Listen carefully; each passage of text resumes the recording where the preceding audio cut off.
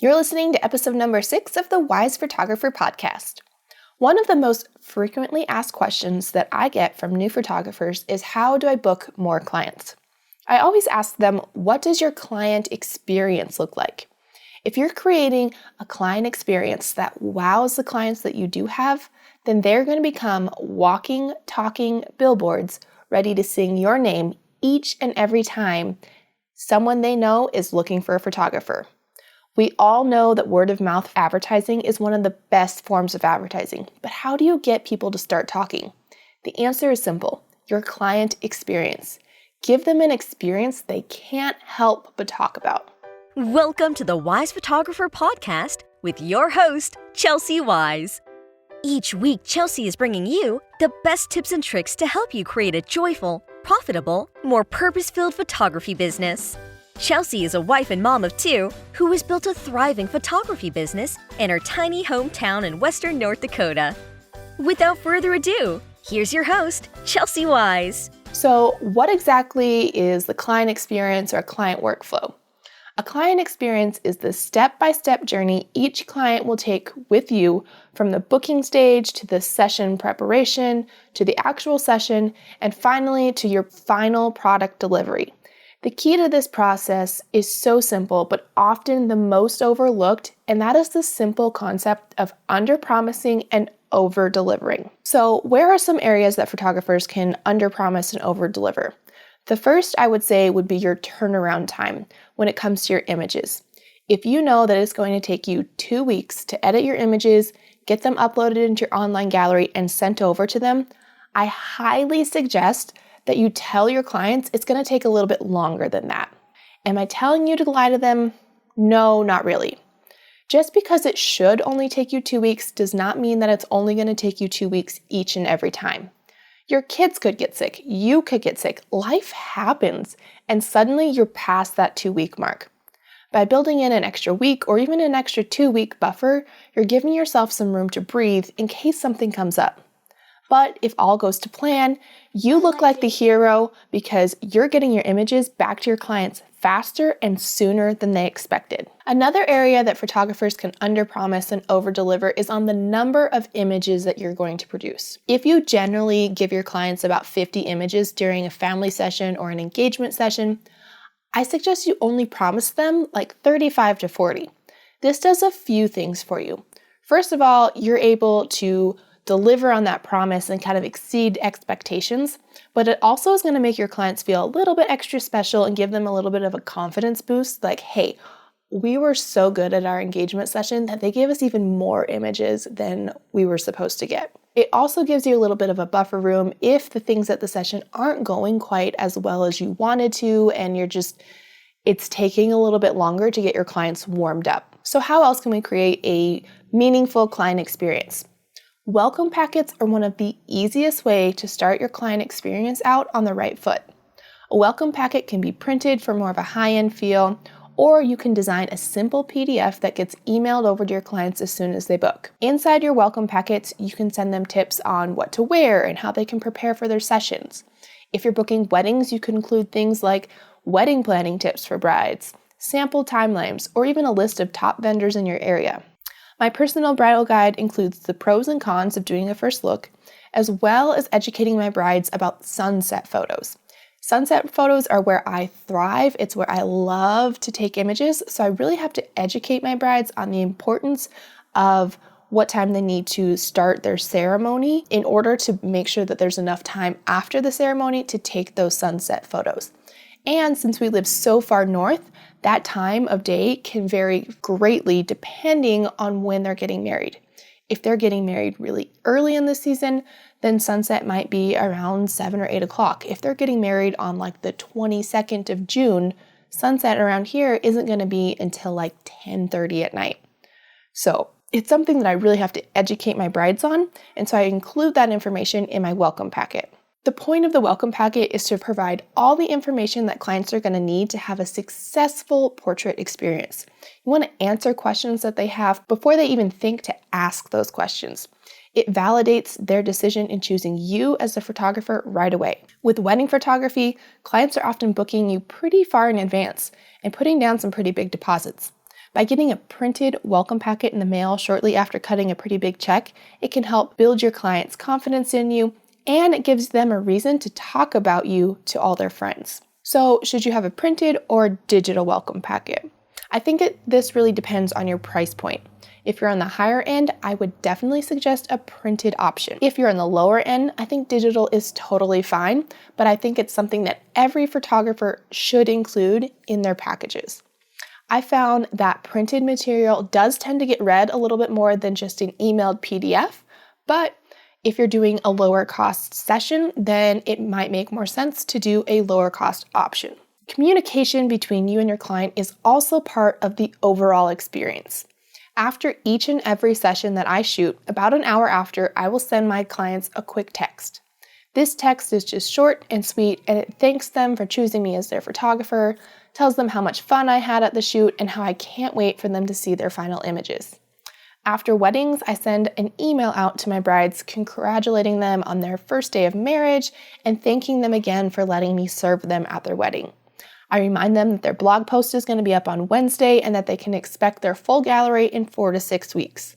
Now, I know that it's going to take me less time to do it, but I'm setting those expectations so that I can exceed them by delivering them early.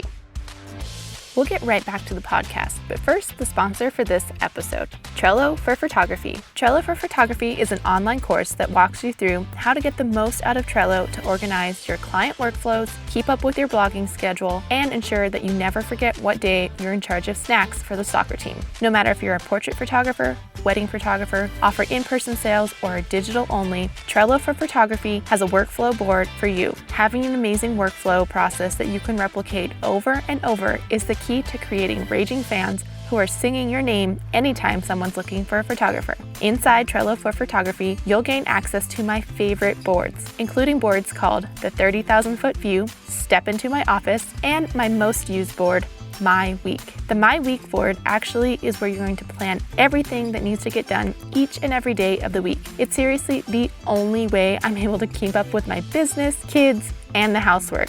You'll gain access to videos walking you through how to use each and every board.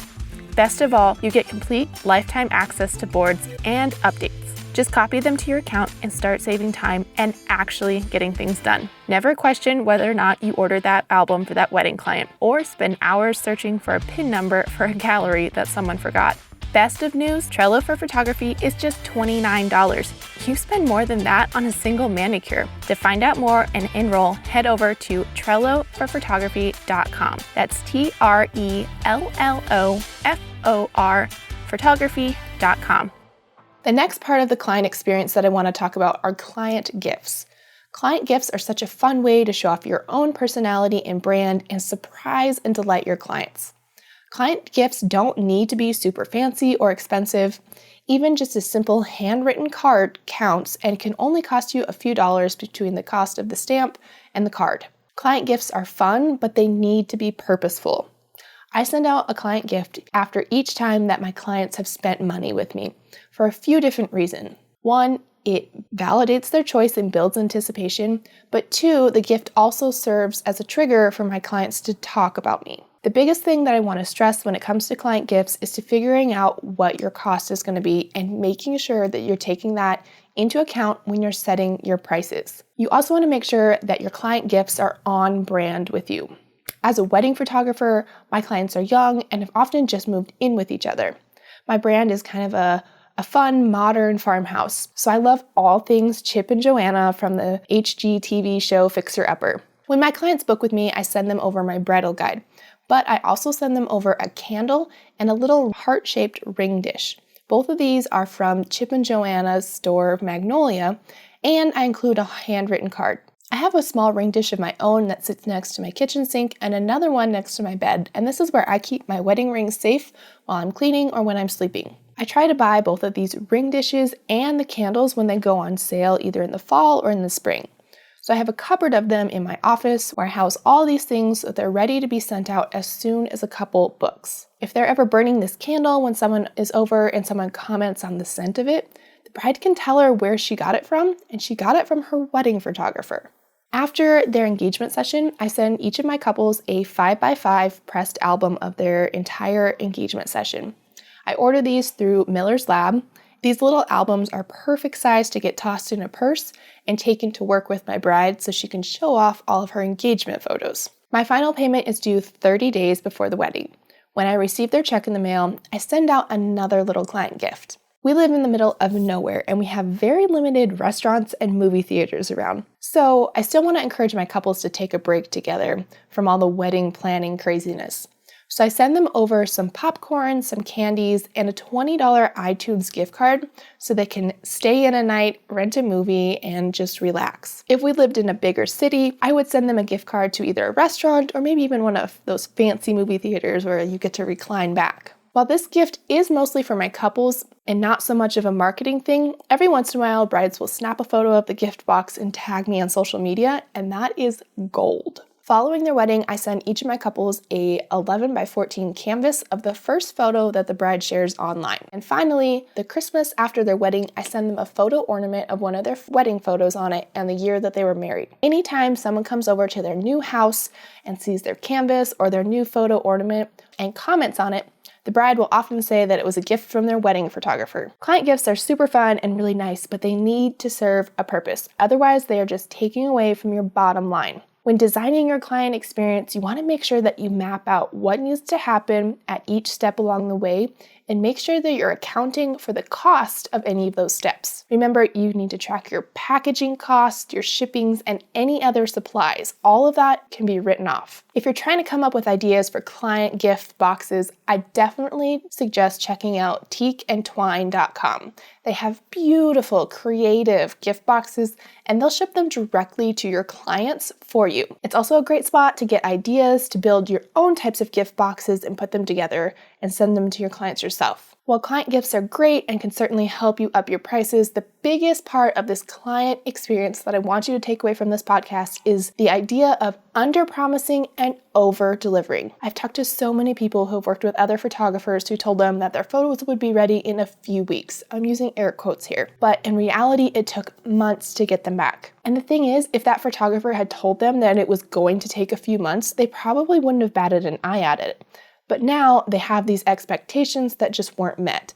And that conversation will usually end with a person saying, I like this photographer, she does great work, but I probably won't go back again. That is not something that we want our clients to be saying to themselves or to anyone else. Instead, we want them to be blown away by their experience, ready to book again, and getting all their friends on board too. So here is your homework. Sit down this week and map out each step that your client is going to take with you throughout the entire process. When will you send reminder emails? When are you going to send their welcome packet? How many images can they expect back? When do you actually plan on having images back? Have you built in a buffer there?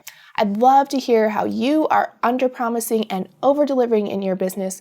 Please come over and join our Wise Photographer Facebook group and join in on the conversation. That's all I have for this week. I will see you next week. Bye. Thanks for listening to the Wise Photographer podcast. Dive into the show's notes for this episode and all past episodes at www.thewisephotographer.com. If you loved the show, share it with a friend. Thanks for tuning in, you Wise Photographer, you.